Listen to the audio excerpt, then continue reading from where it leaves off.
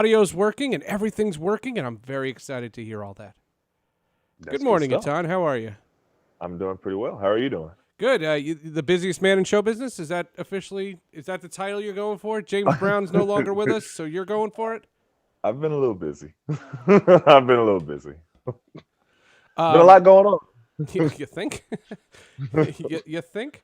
I do have a couple of political things for you later, but Okay. one thing that has to be said, and we'll start it off with here, the NBA playoffs have been better than it has been in decades.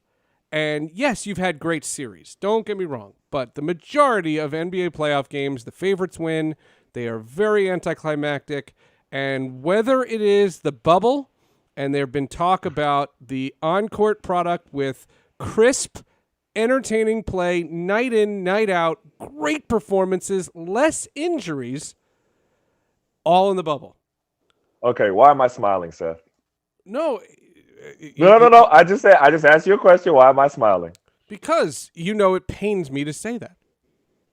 Well, because you should have started it off by saying, you know what? I was wrong. I said that the NBA playoffs was, that's how you should have started it. No, no. And you jumped past that part. You should have said, the beginning of the season, I said that there's no parity throughout the NBA playoffs and you know who's going to win. And I was completely wrong.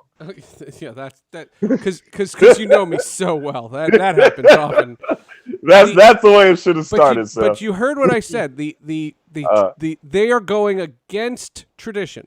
It has been decades since they've had a playoff this competitive, this good, and it has been great. And you've had upsets, but you've had competitive balance, which is what the basketball has been lacking, and they know it as well. And the reason I'm bringing this up is because they're saying they know it. So I'm not wrong. The point you're is, not wrong. general That you are managers, ending with you're not wrong. general managers, athletic trainers, and league officials all spoke to Axios, the media outlet Axios, and they have theorized that the lack of travel is a driving force behind the high quality of play. Of course. And it's an observation that could lead to serious schedule changes as early as next season and beyond. And Listen. here's what they're talking about. Adam Listen, Silver listen. and the Hold- GMs. What? Wait, hold up, Steph. This before you even go to that, it's interesting that they are talking about this as if this is a big discovery. And as if the travel of the NBA isn't something that they've known about for decades. Decades. The travel schedule of playing on the West Coast, getting in at 4 o'clock in the morning, coming back, the whole travel schedule, and how there isn't a direct correlation to injuries, to being tired, to being worn out, and everything like that. Right now, everything is Everybody's neutral fresh. because everybody's fresh. You just have to go Everybody's back to your fresh. hotel room. That's all. You walk back to your hotel room and It's great. and you come back the It's next great. day. Okay. One team health official said, "This is the advantage we have not had. We're always tired, but in the bubble, our guys have been rested. We've been able to get them recovered again and again." Another health official said the quality of play has some rethinking the concept of load management. Before, they thought heavy minutes were the leading cause of fatigue. Now, it's just the travel. So, on a call last month with Commissioner Adam Silver and all 30 GMs, the concept of teams traveling to cities to play 2 games in a short span next season, which is something that minor league sports have done, including the American Hockey League, where baseball-like homestands could lead to better play while reducing travel amidst the pandemic and leveling the playing field for coastal teams who typically travel more than their peers. Your thoughts? So break that down a little bit more. So they're Okay. saying You're that the you have a Chicago longer. Bulls. You're Okay. you're the Chicago Bulls. You would Okay. travel to Milwaukee to play 2 games. Not Milwaukee, Dallas. You'd go to Dallas to play 2 games, and before you moved on to your next city. So you'd have like a double header, play Dallas twice. But it would be like if you travel to a city, it would be Tuesday, day off, Thursday, travel. So you'd spend essentially a week in a city, and you'd settle in. And you'd settle in. It's like what baseball does when the Washington Nationals travel to Baltimore to Boston, they go for 3 games. Well, baseball plays more games. It would be right. That's right. Thanks to Andrew. Andrew says you changed your shirt. Yes, I did. I did. I was on camera for the Miller and Moulton show this morning, and I was wearing a different shirt. That's right. I did change my shirt, and he's subscribed again. So thank you. That's wonderful. You can tell me what to wear if you keep subscribing. I think that's interesting. It's an interesting concept, Seth. But I think that what would have to, because then you've heard a lot of players vocalize of how the traveling, the being away from their families more was something that they saw as being negative. So if you're going on a West Coast swing and you're now away from your family for a week as opposed to 3 days, that might have a little bit of backlash as well. But I think, going back, baseball, they don't have back-to-backs the same way that and the NBA has, meaning traveling and then playing back-to-back. Now they have back-to-back when they're doing homestand. No, baseball. No, that's not true. They'll go on a road trip for 9 days and they'll play 9 games in 9 days in 3 cities with no off day. Oh, in 3 different cities. Baseball has, that's a grueling schedule. It's not the same sport, but it's a grueling schedule. Here's some numbers. During the 18-19 season, NBA teams traveled an average of 43,534 miles, nearly 7% more than NHL teams, which I didn't know, 36% more than baseball teams, and 441% more than NFL teams. And I knew that, but I didn't. But I didn't know that. I didn't know the NHL. I didn't know. Yeah, well, but I saw an article a while ago and it showed, because it was talking about load management. It was a load management article, and they were talking about the amount of injuries that happens in the back-to-back games, and they were comparing the numbers and the percentages to games that weren't back-to-back, and it was astronomically different. So the people who are against load management, I understand it from a fan perspective, but this would be an interesting alternative. And so we would see that. That'd be interesting. I'm interested in that. This is less about the pandemic and more about the future of basketball, because what I have said, and please don't put thoughts and ideas in people's heads that I'm some basketball hating fool, because I told you 2 weeks ago I was a left-wing socialist because I said wear a mask and college football's wrong, and then last week I tweeted that I thought the Meadowlands should have 5,000 to 10,000 fans because New Jersey's numbers are so great, and now I'm a right-wing conservative. So I can't. I can't win. But this to me is not the pandemic. This is the NBA is recognizing that their play has improved. And that's been my whole argument the whole time. It's just that I want competitive balance and more teams in it and giving a chance and having a chance and not knowing who's in the finals before the year. And you can't argue that the last 5 years you've known who's in the finals. So this has changed everything, and it's the bubble. And that's brilliant. And now can we create some hybrid of the old way and this new way to make a better sport? And Adam Silver deserves the credit just for trying that. Well, I don't think that let me back up a little bit. I don't think that you knew who was going to be in the finals the last 5 years. I think that, and you didn't know Cleveland and Golden State were going to be in the finals? Oh yeah, for that time period. 5 years. Those were the heavy favorites. What was that? 4 out of 5 years? It was 4. I think it was 4. So you knew that before training camp, you knew Cleveland and Golden State. I totally disagree, because if that was, remember, Golden State was down 3-1. They battled back to get it. Nobody thought that they was going to beat Oklahoma City before Kevin Durant left Oklahoma City. They weren't the favorites. 5 years ago, fine. The year after, when Durant went to the Warriors. Okay, right. Now that was one period of time. That was like almost going, but you have to go back to Lakers versus Celtics when Magic and Bird was playing to be able to say that you knew exactly who was going to be in the finals at that time. Now, when LeBron was in the East, yes, every year you knew that he was going to go to the out the East. About the West, it was a little bit different. But now I do see your point that there's a little bit more parity. So I'm not all the way disagreeing with you. Right, But I'm complimenting what the NBA has brought, and what I've said is I'm watching, and it's not because of you. You know what I'm saying? Like, I'm not watching this because of you. I watched that game last night. I was into it. Well, the thing about it also though is with one of the things that Adam Silver does, and it's a credit to him, is that he listens. So David Stern did not listen. He didn't listen to other people. He didn't listen to fans. He didn't listen to the players. It was just what David Stern thought. Now, the fans have made it very well known, that they do not like the concept of load management.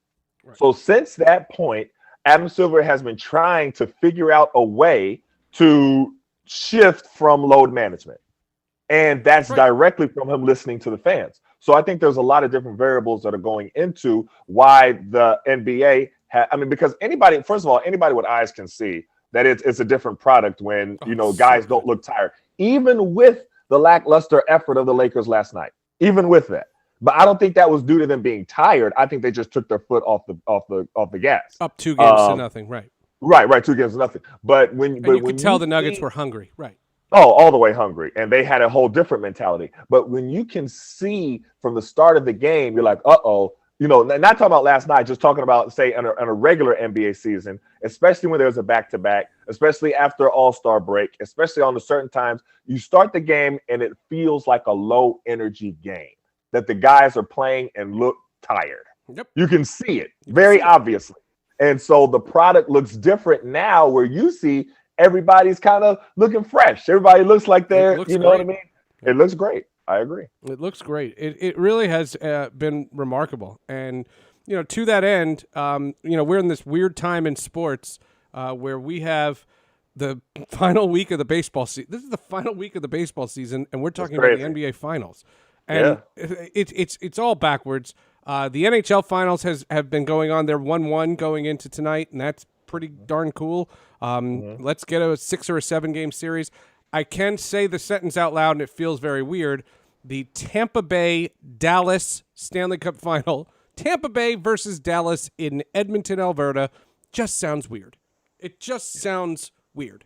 But I hear you. Again, they've done a wonderful job. The bubbles have been great. The NFL numbers continue to be great. Now, everyone's going down because of torn ACLs.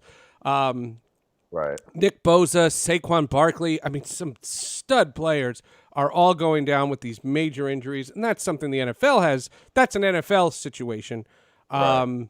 That's not a coronavirus situation, but what they have done, now they're 2 weeks in. This is 2 weeks of travel and no players positive. I think that's good. That's good. But I will always hold steady with this position that haven't seen anything from the NCAA that warrants. College is different. All right, well, let me finish, Seth. I don't see anything from the NCAA that would warrant any type of protective anything, dealing with the protection of players with COVID. It's more of, and I'm looking at the situation of Notre Dame and Wake Forest. And I'm looking, so they made their announcement. They said 13 players had to be quarantined. And then, but they're examining the protocol of and this is a question I have for you. So is it up to each individual school to be able to come up with their own protocol? It's not like a universal NCAA, this is the protocol that that is awful, Seth. It's a conference. It's by conference. So the conference sets the standards of the school. Because what I've been seeing is that the school is the one that is setting the standard. But do you agree that the NFL's protocols had commitment by the players? Just hold on, because I'm showing the parallel. Do you agree that the NFL's protocols and their commitment from their professional paid players has been brilliant? And the NFL's done since training camp, they have done a remarkable job so far. They don't have anything like, they don't have a Lou Williams. They don't have a Florida Miami Marlins. They don't have any of those situations, and the NFL's been great. Can you duplicate the NFL protocols on a college campus? Is that possible? Well, my thought and my worry wouldn't be as much of the players not buying into the protocol. I understand that is so a the huge NFL factor. players are and the kids aren't. Is that what you're saying? Listen to what I'm saying. Listen to what I'm saying first. Let me back up a little bit. Okay. Because you shifted a little bit to the players being bought in on in the system. My question, first of all, is the system. Before we even get to who's being bought in and who's not being bought in, first the system that is put in place of the protocol for each individual university. So and my thing is, do they have a standard one that they are using? But you're saying it's by conference, not even by school. So, but my question to you with that, let's look at Syracuse University and talking to the different players. They have had very doubtful trust in the system from the beginning that they were doing what they were supposed to do as far as their protocols. So much so that they refused to take the field as a team twice, not once, but twice, where Dino Babers then said, we dropped the ball. Now, that tells me in itself that he's saying Syracuse dropped the ball. Now, does that mean that they did not follow the protocols that were given to them, or they came up with a system that was not up to par to the point that the players didn't even trust the system that they came up with, talking about they at Syracuse University as having trust to be able to take the field? Do you understand what I'm saying? So those are two very different things. I do, but I think what's happened is I think the ACC as a conference has watched the NFL, and that's why I'm going with the NFL. I think that the NFL's model has been demonstrated, and I think the ACC is trying, at least, to implement better protocol solutions. And if you've noticed, it's been weeks since any player said anything at Syracuse. So the only thing they're saying now is ouch, because those two games have been ugly. The argument for Syracuse, and I would answer your question this way. You saw them travel to North Carolina, a campus that has been deemed unsafe because of high coronavirus transmission, that they played that game and nobody got it. Nobody got it. So they're doing something better than what the other conferences are doing. Ed Orgeron at Louisiana State has said his whole team has it. So what was the difference in Wake Forest? Because I think they Notre heard Dame? the message when the players walked out back in training camp. No. Notre Dame had 13 people who were quarantined now because they tested positive. Oh, what Notre Dame? Why is Notre Dame? Because I think Notre Dame has a bunch of college kids just like everywhere else. And what the question about Notre Dame is why is that not happening more? I think that's the question. Why is that not happening more often? Right, but what I'm saying, going back to from what I've seen from Notre Dame, and this is the information that Notre Dame has provided for us, that they didn't say that it was from the fault of the players doing something that they weren't supposed to do as to the reason why that they contracted COVID. Right. I read that. As of now, they haven't said that, right? So that nobody copped to it. No, but that makes me think, and you tell me if I'm wrong. If it were because of the players, that would have been the first thing they said. Now, the fact that they said nothing leads me to believe that was an error more on their part. Now, I'm connecting dots, but you tell me and be honest, if it was the players who did something wrong, if it was a Lou Williams situation, like you said earlier, they would have said that immediately. But they would have done that. You see, I just think it's easy to do that for professionals. It's easy to do Lou Williams. It's easy to do the Marlins because they all make money. These kids are kids, and they're on a campus. And I think it's hard. When you talk about contact tracing with Lou Williams, you said, where did you go after your family's funeral, and where did he go? Yeah. The Notre Dame situation, what you have to ask all those kids, and the reason why you have to cancel that game is because you have to do contact tracing for all those kids. Where did you go to class? Right. Where'd you go to class? What did you do? Did you go anywhere? Did you eat at a dining hall?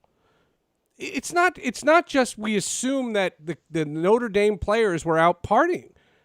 What they're saying is they didn't do anything wrong, but they don't know where they got it from. And Andrew writes, Notre Dame played USF, South Florida, on Saturday the 19th. That's 5 days ago. I'm looking for USF's positive test, or had all the USF players already contracted COVID this summer? The thing that I have this big question mark of is the protocols that they're using, because you have some. So is North Carolina's as a campus, is it open back up, or are they all virtual? I think they're all virtual. From what I read before, right? They were all virtual, right? So the conference, nothing changed from when they were deemed unsafe to be on the campus before. It's just the football team is still going. The football team stayed, and they're playing, and Syracuse went down there, and nothing happened. Right, but everything was virtual. There was nobody else there, right, on campus. So right, but you know that the upperclassmen don't leave. If you're paying rent, you're still all there. Like a lot of people were still there. Of course. But all of their classes are virtual. Correct. So when you have to do the contact tracing, which you named earlier, the contact tracing isn't what class did you go to, because that part is eliminated. But at Notre Dame it is. Right. Well, at Notre Dame, remember, they had the big outbreak as well. Right. But did they close campuses after the outbreak? Yeah, I don't know. So right. So what I'm looking at Notre Dame newsletter. No. But I'm looking at particulars, because I want to see the protocol and the structure that is put in place when these different teams have outbreaks or the university has outbreaks. And what I'm looking at with the protocol is I don't see any consistency at anywhere in the NCAA. That's my point that I'm getting at. I don't see any. So I don't see one protocol that everybody is using and one guideline that they have to all follow. So if you have a school X, and school X has better guidelines or whatever system that they come up with than school Y and Z. You know what I mean? So that is not a good system to me. If you don't want to play, I don't want to play the teams that have the C and the D. Exactly. So I want to do a little bit more. Anybody in the chat knows, and that's why I'm asking you, what is the protocol, the universal protocol that they use for COVID in the NCAA to make them be able to even say from the beginning that college football should go? You know what I mean? That comes a green light college football, and you don't even if you don't even have a universal protocol, that is irresponsible on a whole nother level. So every single time we see outbreaks like this, where you have whatever the number is. So right now the number was 13 with Notre Dame, and they had 13 positive tests, and 13 people had to be quarantined, and they canceled the game or suspended the game. Not canceled. I'm sure they'll redo it, but suspended the game. I want to then see what happened wrong in that to have 13 people test positive. Right. And it doesn't seem like anyone is doing that, or at least they're not telling the public about it. You know what I mean? Doing that level of investigation to be able to see how they can safely continue it. Right now, it just looks like they're trying to continue it. And if anybody tests positive, then they just, deal with it then. And that is the absolute wrong way to deal with it, especially with kids who are not even getting paid to do that. Yeah, no, I don't disagree. There is no universal protocol for college football, and there not going to be.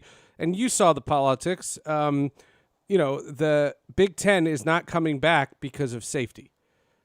The Big Ten's coming back because the president told them to, and they're doing it, and they're going for it. And who knows? And we'll see. But again, to me, it's always the numbers. To me, it's always the numbers. When Notre Dame canceled their game, my reaction was, I'm surprised it's just them. I'm surprised it's just them. But I'm also surprised that there hasn't been an NFL outbreak. I really am. Because in the NFL, those guys have money. And those guys live. They're 25 years old, and they want to live. And I'm surprised that everybody has kept everything in-house. I'm shocked by it. I really am. Now, tell me this, though. Earlier we talked about, this was maybe a few weeks ago, and you was explaining how the NCAA or the teams don't have to tell or divulge positive tests anymore. To the public. They have to tell the CDC or whatever health organization they're talking about.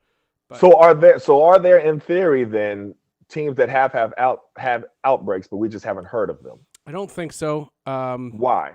What would make you think that? Because Syracuse, being an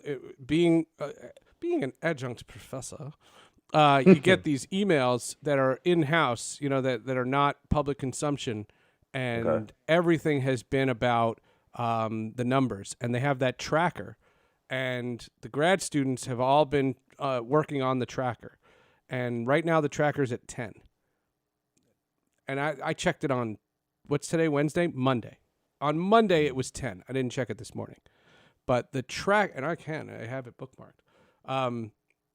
The COVID tracker for Syracuse University, they're very very they're very big on this. This is a big deal. New student cases, there are currently within Central New York 5.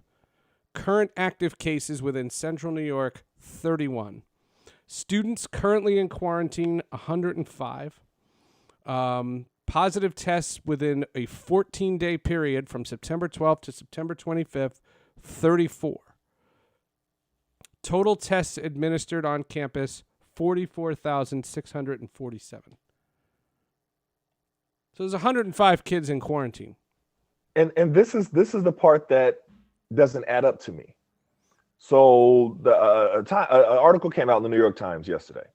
The title was called "The Fall Surge is Here," Yes. and I'm looking at the numbers that they're giving, and it shows how there's more than a 15% increase in coronavirus cases in the U.S. in the last 10 days, and they show the chart, and the chart shows a very different number of cases. And the correlation of how that would affect universities doesn't add up to what the universities are reporting.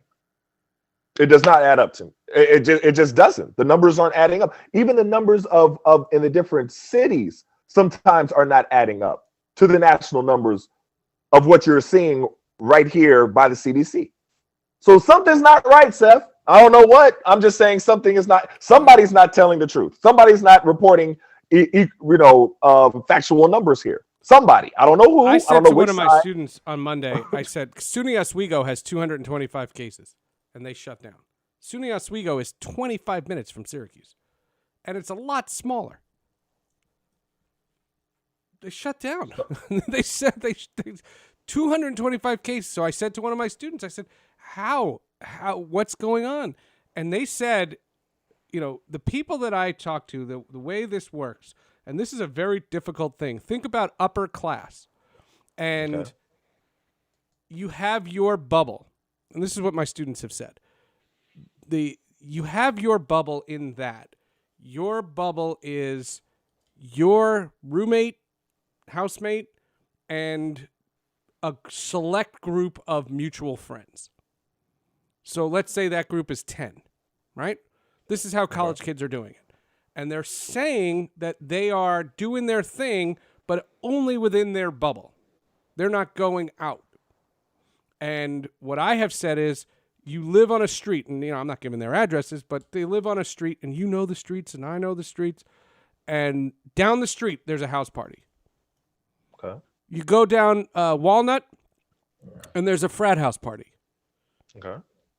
And she said, it's happening everywhere. So how is COVID not spreading? Because Syracuse is not they follow the protocols in the classrooms. In the classrooms, they do it super safe.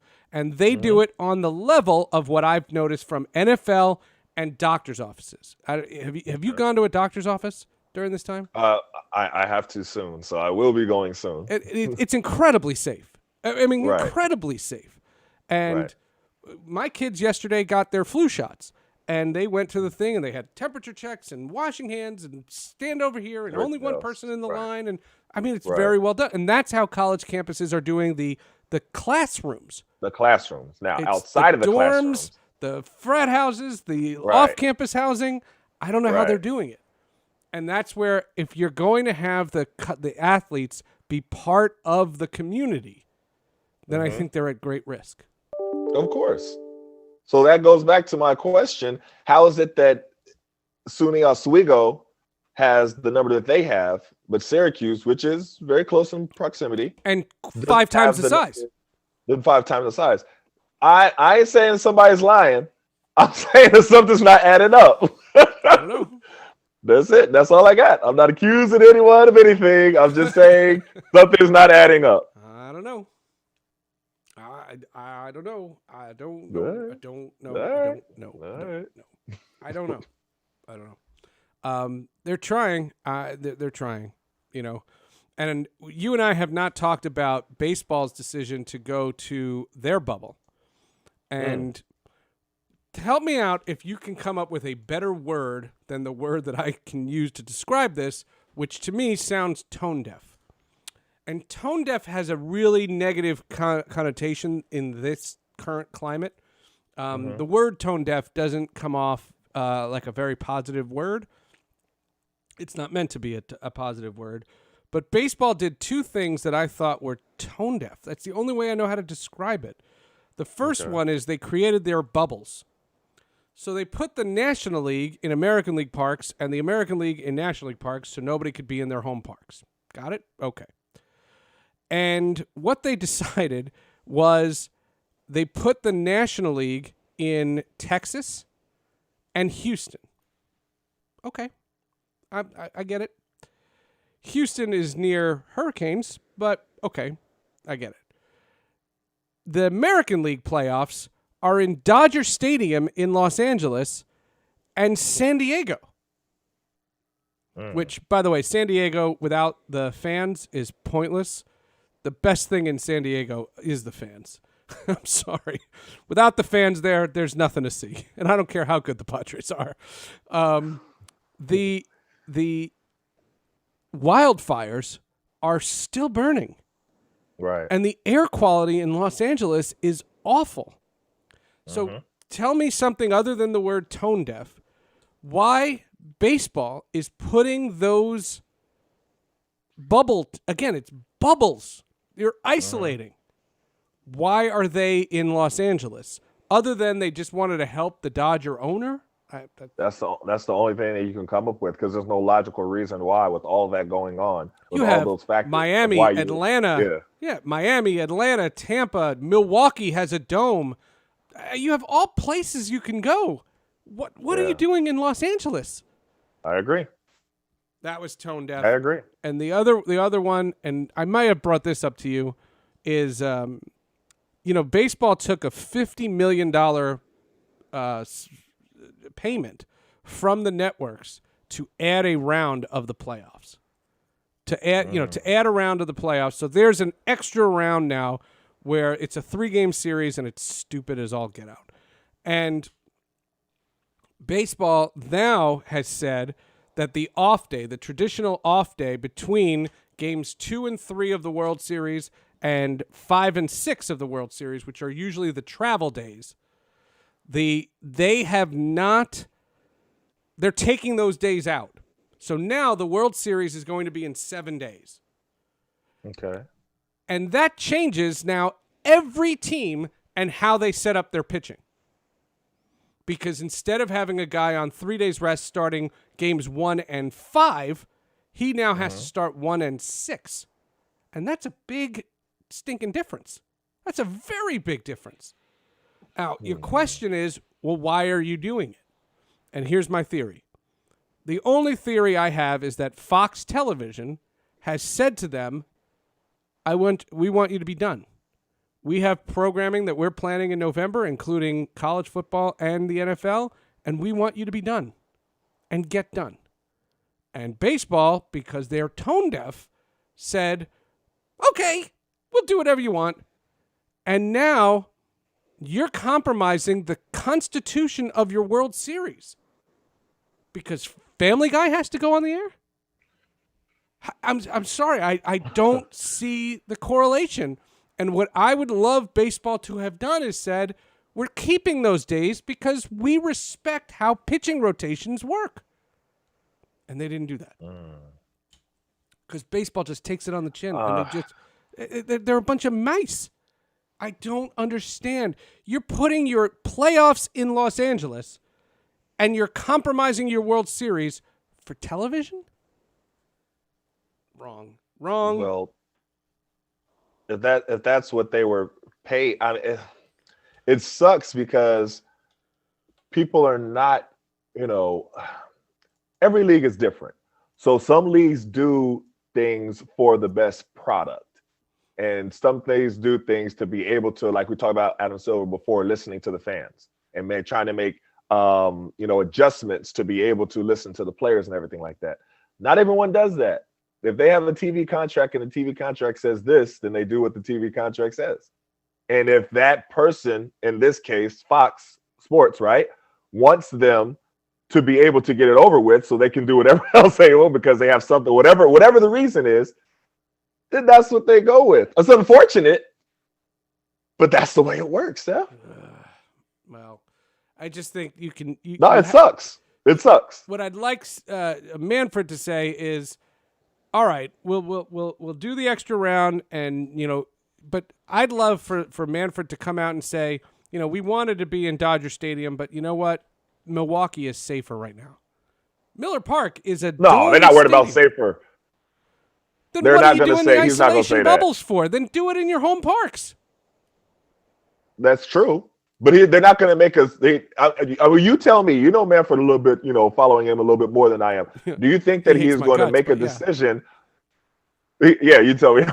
But do you think he's going to make a decision because it's safer for the players? No, nothing is safer for the player. No, and it's right. What it is one of them is just pure safety. Like when they were on their conference call. Let's just assume Manfred has a conference call with all the owners, and these are a bunch of owners that I don't think are in touch with reality. I don't think they know, and they are coming out and they are suggesting that your argument for going to Los Angeles is for the optics. The sky is red. They're on fire. Right. I agree. I agree with you 100%. It's so dumb. I agree with you 100%. It's so. No, it is. It's so stupid. It's so stupid.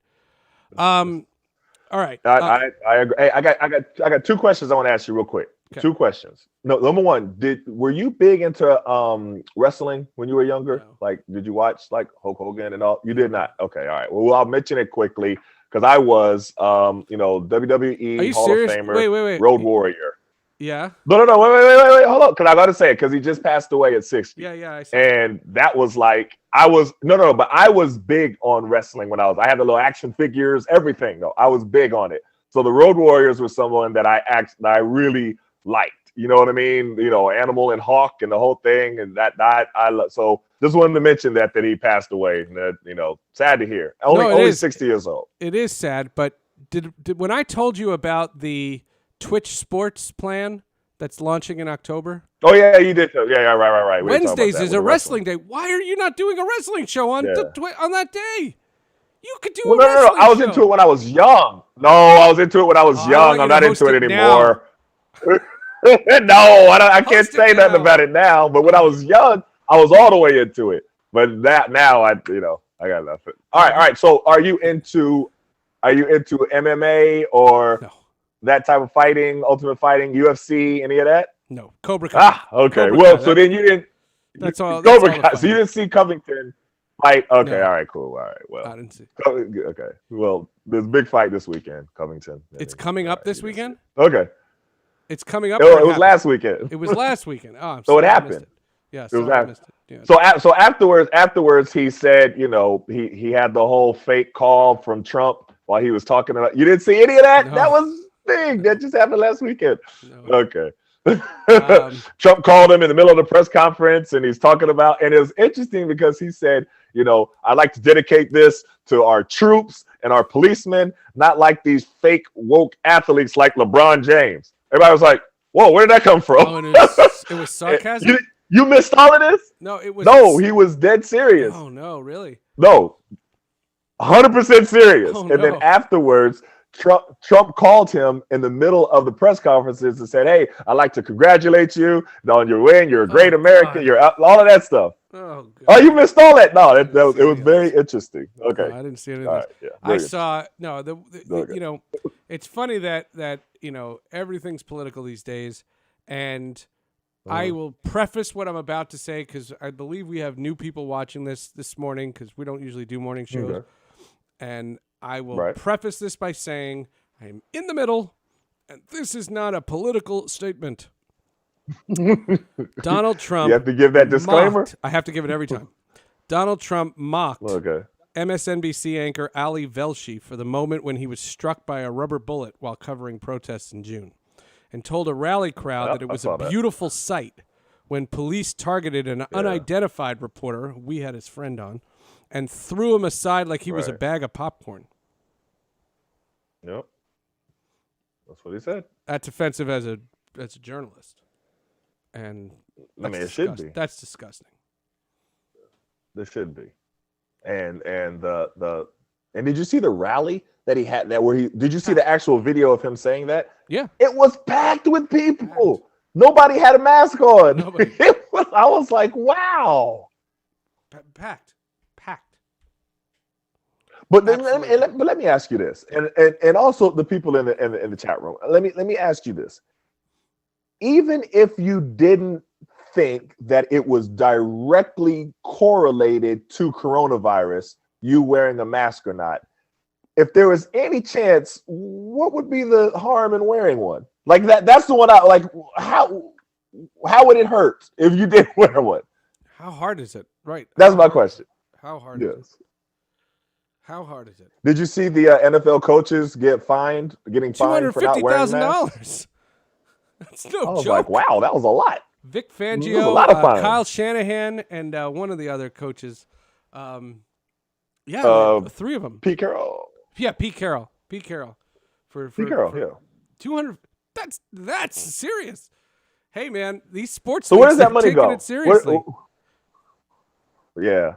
But question, where does the that teams money were fined $250,000. The coaches were fined $100,000. Doesn't matter. That's a lot of money. Okay. Whatever. Yeah. It's $1.05 million for not wearing masks. For not wearing masks. For not wearing a mask. That's all it is. That's all it is. Yeah. All right. We have like 6 minutes, or no, we have a little bit of time. Yeah. What you got? The Ruth Bader Ginsburg passed away, and a lot of talk has now shifted to her goddamn seat, and we can talk about that if you want. I'm fine with it, but the legacy of her and how young women have been inspired by her has truly been remarkable, and the documentary on her and the feature film with the girl from Rogue One. It's called On the Basis of Sex, and it's about her. They're going back in the theaters, which is crazy, but it's also, they're all over the streaming services and those movies. And I have young girls and you have young girls, and I just thought they should watch, forget the politics of it, just watch the documentary or the film on it, and educate. And I have a 12-year-old and an 8-year-old. My 8-year-old's a little too young for that, but my 12-year-old knows all about her, and she is a person that has been an inspiration to generations. And I just think that her legacy should be that young people know what she did and how hard she fought to get where she was. I agree 100%. And like you said, this is a situation where the politics are out of it. And this has been a good, a summer for inspirations for young girls. Yeah. And we talked about this before after Mulan came out. And I was like, my girls was like, they felt like they could do anything. You know what I mean? And that was like the beauty of it. That's why I paid the extra $30 to get it to watch it because they were looking. You bit the bullet for Mulan, huh? But listen, they were so looking forward to it. Like they had been talking about it with their friends. They had the date circled. It's like I couldn't not do it. You know what I mean? I was like, oh, y'all are that into it. So hey, all right, that's cool. But it was just it's a story of with RBG trying to instill in girls that they have to fight for their rights, and they have to stand up for what I mean. The quote, and I don't want to mess it up, but she said something like, women belong anywhere where there are decisions being made. or you know what I mean, or something like that. Yeah. So it's not like no, you go and sit in the back somewhere while the men are sitting here making these important decisions. Like everything that she was about, it was just empowering for women and empowering for young girls. And it's just when you have girls, you look at stuff like this a little bit more. That's just the way that it is. It's just funny that you said that because you're the first person that said that. I told you, and I'm speaking out of school here, but I told you off the air about one of my students. I teach this podcasting class, and they're all creating podcasts. And this one young lady, she's from Brooklyn, New York, but she's Chinese. And she's doing a podcast about what it's like to be that minority in a world where other minorities take center stage. And it's just an interesting concept. And I asked her about Mulan because I told you my friend is in it. And I haven't paid the $30. And she, as a Chinese person, said, it stinks without the music and no talking dragon. And those are the charm that the themes, that the sentiment of Mulan comes forward in the animated film, but it's a little more uplifting, and that the live action film is more warrior. That's what I'd heard. You're the first person that said young kids really loved it, because I don't know any young kids that have loved it. Well, though they loved it. Now they did mention the talking dragon part. They said that the talking Eddie dragon Murphy. part That's element, Eddie Murphy. yeah, that was a big part of it. But as far as the actual movie and the inspiration that they got from it and how they felt, and I'm sitting there watching them, looking at it and seeing how, you know what I mean? I'm not knocking it. I just my kids were not interested. They wanted to see the animated film again. They were into that. And that's on Disney Plus, and you don't have to pay $30. That is true. That is true. That is true. I can open up a can of worms. I'm going to do something fun first. Right. Have you started The Boys? No, not yet. Not yet. Okay. It's on the list, though. It's on the list. Okay. What about Katie Nolan and Jason Whitlock? You know what? I don't even... That dude there. What's his deal? Is he just trying? Is he trying to get a rise out of people? Yes. That's all it is? Definitely. That's all it is. That's all it is. And it sucks because, some of the stuff, it gets you, and he's successful with it. And he gets the rise, and everybody's reacting to it like, wait a minute, this is just what he wanted. You know what I'm saying? Now he's trending on Twitter. Now everybody's talking about him. That's exactly why he keeps doing this. And you know it. So that's why when we've had other guests on, and they're like, we're not going to say his name. Like we've had like 3 different guests. Remember Bonnie Jones did? They had 3 different guys. We're not going to say his name. When he's making these references. And it was funny because I didn't tell you beforehand that they said that, and so we're talking, and they're like, "Why?" You were like, "Why are they talking like that?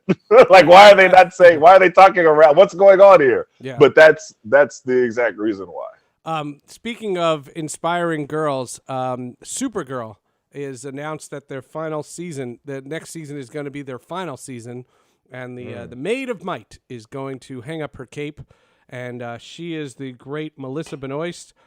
She is on my A list of I would love to have her on the Hall of Justice podcast. I think she's brilliant. She has been a amazing role model.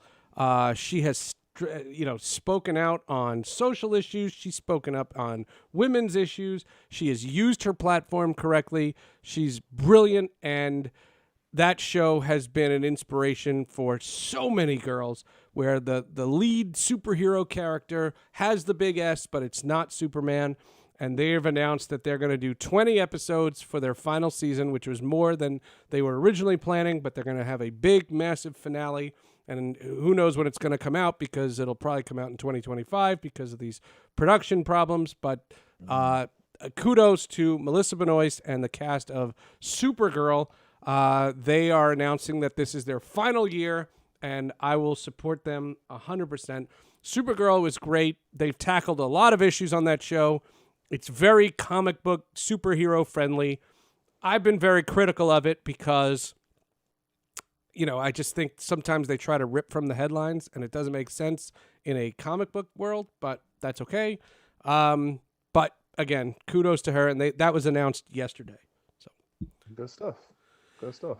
yeah, that's not your MO. You don't do the superhero like the Flash or Black Well, Lightning. my kids do. Yeah, my kids do. So I watch it with them. Black Lightning I thought was great. The Flash I thought was cool. You know what I mean? So I do watch them. It's not as much my thing as it is yours, but I am familiar with it. Yeah. No, and good stuff. and the crossovers are incredible. The crossovers are just amazing. Crossovers are great. Yeah, I agree. And the one scene in the crossover when the Grant Gustin Flash meets Ezra Miller, the Flash from the movies, and they meet, and you're like, these worlds can coexist, and it makes the movies. And there is such a fervor for this Zack Snyder cut of Justice League, which is going to come out in 2021, and it is so massive. And I don't know if you saw, but Warner Brothers launched their investigation on Ray Fisher's comments against Joss Whedon. Did you see that? So Ray Fisher, who played the Cyborg in Justice League, called out Joss Whedon, who took over on the original Justice League, and said that there was intimidation and an uncomfortable workplace and inappropriate comments and all kinds of stuff being done. And Jason Momoa, who is Aquaman, think about what I just said. Jason Momoa, who is Aquaman, he corroborated it. And he said Ray Fisher's dead on. And Warner Brothers is launching an investigation, and I'm curious to see, just how far they take that, because it's interesting. That's interesting because I just watched Ellen's address when she just came back. Yes, I would love to get your thought on that. It's the same type of a situation. And she took responsibility for it, and she, was trying to be very serious. It's her production and everything like that. But a lot of people thought she mocked it. She tried to be a little bit funny in the beginning, where it probably shouldn't have been any comical release. It wasn't like this wasn't like her bit, like her opening act or anything like that. This is her addressing something that was, turmoil for the entire summer. So she probably could have been a little bit more serious in the beginning, but you got the point that she was trying to take responsibility for it. But it's you tell me what you think. Is it her job to know what's going on about everything that's going? You know what I mean? Like what are your thoughts on that? If it's as egregious as the reports say, how she didn't know is shocking. It's the same thing with the Washington football team when all the allegations that have come out, and they've said, there's so much when that calendar. Supposedly some photographers were taking pictures of the cheerleaders undressing, when they were down at the beach filming a calendar shoot for a calendar, and it's circulated amongst the office that everybody who worked there had it. Right. Dan Snyder's responsible. Sorry. If it's that widespread. So if in the Ellen situation, what I have said is if what has taken place is so egregious as it has been reported, and again, we're not there, so we're just going on secondhand. I got you. Then I think she is responsible. And honestly, she's had 18 years or 17 seasons. I could see that production shutting down. I could have. I didn't think they had a responsibility to come back and show that they're better. I would have shut the thing down. So taking on that same wavelength, what was your thoughts on Joe Paterno? Death penalty. Well, just as far as not as far as the university, just as far as him having the responsibility disgusting. Melt his statue. Joe Paterno knowingly. Let that go on. I got you. So my I didn't want to be to open too big can of worms on that, but I mean my bad. Your head almost exploded, but my thought is, you saying or giving even the perception that you are the head of the company, the head of the program, the head of everyting. But you didn't know all the stuff that was but you didn't know all this stuff that was going on. That's kind of your job to know all of that. Right. I don't. Okay, all right. We're on the same page. I want to thank Urban Meyer, that's his screen name, for following us. And I hope you're not really Urban Meyer because you're just as guilty. He says, if you're in public, you lose your rights when it comes to privacy. Sorry, but that's just how this works. Fair. That's fair enough. That's fair. That's fair. We're going to mock your screen name because Urban Meyer knowingly knew an assistant coach was beating a woman and didn't do anything. And that's Joe Paterno light. Yeah. Joe Paterno. No, I don't want to go there. Ellen DeGeneres. Right, go down Ellen No. Ellen DeGeneres, to me, at that point, when all of it was coming down on her, if you're Warner Brothers or whatever syndicates that show, I would have said, shut it down. 17 years, you had a great run. Goodbye. I'm not saying Ellen DeGeneres can never work again, but that show doesn't need to go on. Interesting. And I'm an Ellen DeGeneres fan in the sense that when she was a stand-up, she is the great. She was the person who had the idea to buy a sex doll so she could go in the carpool lane of the LA freeway. That's right. I remember That's that. Ellen DeGeneres. I mean, she's really funny. But yeah. We will continue. We have big shows in the planning. We have actually some things in the works coming soon. All I can say is we can't announce it yet because we've been sworn to secrecy, but we have some big plans. So please stay with us, hang with us. We're going to do more. Aton's going to be back. We have much more in the works, many more plans, and we're going to do the best we can. But we wanted to squeeze this show in today and try to hang out with you, so we appreciate it.